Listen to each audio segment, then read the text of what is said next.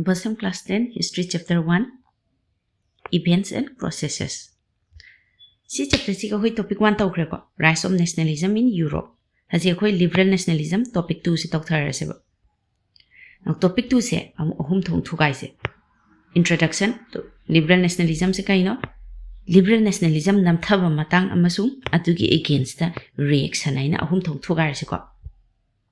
Introduction hani yengas. What is liberal nationalism?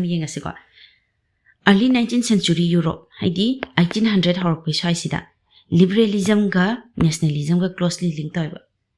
Nangna kainoma suppose sida country makhan laireba ko sida leiba mi sina kainoi makhan Spain gi makha laireba sina Austria makha laireba suppose.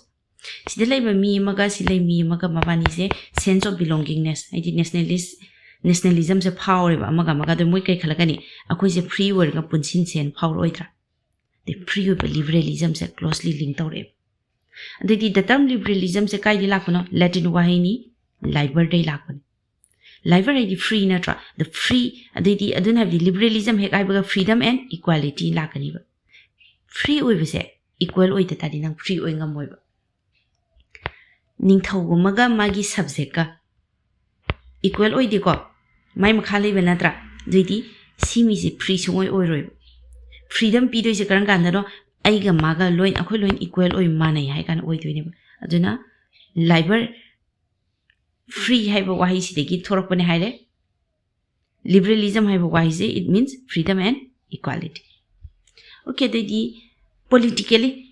okay freedom and equality hai re equality and freedom se kamaina politically di sarkar sembada government sembada harse government sembada kamaina idi what does it mean nang free ogi equal ogi ta di sarkar semda karma type of sarkar semani aina pamba sarkar eko idi liberal nationalism hai kanda government by consent I miyamna pamna khangi ba sarkar hara ani ba idi mina semba sarkar di kaina representative government ningthau ya ra roi ko ningthau ya ta di kai torni end of autocracy that the power me mana full passion but yara aroi clerical privileges church ta akoi tongan ba privilege ma'am akoi class 9 ta tambado French revolution gi da privilege church ki privilege lok thokro ningthau na pai ba power lo me mana power lo passion to lok thokro adu kai torni power se constitution na ma semo adu constitution du ta koi na mi thara gi hai ni representative government kai thara ni parliament thara ke this is freedom and equality hai ra ni ba koi na sarkar se matab economically paisai matang di kai organi hek free hai baga market to free hello hai rakani ba market free oi bai di kai no any pochai chathok sa sin tawbada restriction thamakanu state impose tawba restriction makai lol muthat ko abolish taw thokro hai ni ba state na control taw ba market se kai pot phangni phangoi paisa kyam lokhat loi state ka market ka mari leina han gan hai liberalism na hai market na market ni state na hai Sigi liberal economic liberalism se kana demand ta horkani nau na paisa pai khala ko kambu emerging middle class ta horkani okay adu di sina liberal nationalism di liberal nationalism se sumle ram bategi de hazik Age of Repression la se nam thab se kamaina liberal nationalism se nam thaki yenga se class 9 French revolution akoi Napoleon Bonaparte orga lo singre ko now Napoleon Bonaparte se 1815 da European power me amana mase maithi ba pirani ba hek maithi ba bi ba 1815 da akoi kai tawre Vienna settlement en la ani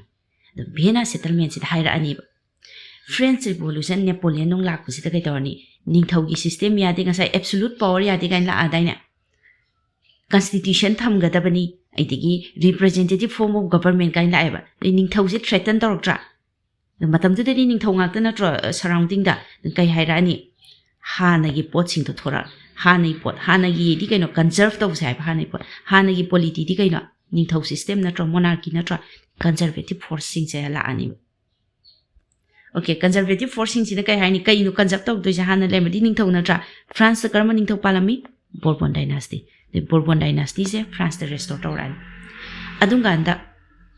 Louis 16 di guillotine to thokre di kana ningthau helani Bourbon dynasty purakpada mai manaupa Louis 18 eko the France khakta na te ba koina conservative oirak toise kana so ni my surrounding state sings you ngasai absolute political system ai tari absolute power piraga ke tawni France surround to hale ba idi sigi ngasai gi idea of liberalism parliament representative government freedom kai do sandurakta baina sidasu monarchy thambadana tana France ki akoi badasu loi monarchy na absolute power leibana surround to hole moidi kai orani moidi equality and freedom yarakadra ningthauga subject kam manaba yabra yade ko they were against freedom and equality dun kai tarni liberalism nam tharani suppress tarni duga wangang yade na censorship law akan introduce to horani ba mi se sum nam thale di to min lairakadra adubana reaction da yengase okay topic 2 gi final reaction se ngase ko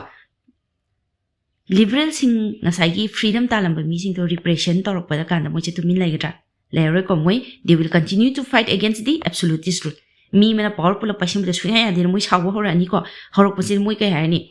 moi na khwai nuai jatri singa sai censorship laws to ne ba wa ngasai equality freedom of market freedom of kaino ID representative government ningthau pan ba yaroi kai nganga ma kai torokpa wa ngang pho yaro harpada didi moina issue lo khala puda kai harani freedom of press view monarchy yaroi ko absolute power ya de haideni absolutist rule no ite adu sarupudi liberty and freedom view and demand awran sumai sum wa ngang abanina amaduna sum nam thalem ning kai dorni moise pharani na pakhat padai fear of repression na moi kai dore underground sangrani ba underground sanga kai dorni moi secret societies form torani secret society sing sina kai dorni mi anauba khongjang changchin na ba narol mayam ama revolutionaries mayam ama train taw horani ba moi idea to spread tong na ba moi na hair ani kai dorni moi di liberalism ga nationalism ga se closely linked taw hai dai na duna kai hair ani akhoi do free oi ge hai da di nationalism phau ge phau bo akhoi da di free oi ning akhoi da di kai dongni new state create taw basina akhoi gi part of the struggle ne ba ai su Italian ngangi ma su Italian ngangi sida lebi su Italian ngangi akholom punsin jagi hamne ba adi kai torni aina freedom phangna photna bada new state phangba matha ka tare sisina liberal nationalism okay the topic 2 da khoi tam mi se liberal nationalism tamme what is it 1815 Vienna la kodai nam thagre do kamaina react to kheb du makhange ko sina some previous year questions ni 19th century liberal nationalism kamai to kina hangre ko 5 marks ta sida what is it politically what does it mean economically what does it mean idi 1815 gi Vienna settlement la padagi moje repress to ki conservative hana gi poto conserve to se na haiba power halaki kai to silani yai ko 1 mark ta underground jang gi bai 3 marks ma hange hanjan hange ko okay si question sing sina mamangi question sing Antoidi akhoi na hajibak to je topic 1 khanare ko aidi topic 2 hajik discuss tawre mathangi da di akhoi topic 3 that is age of revolution se khanar se ko asigi di sida lo silas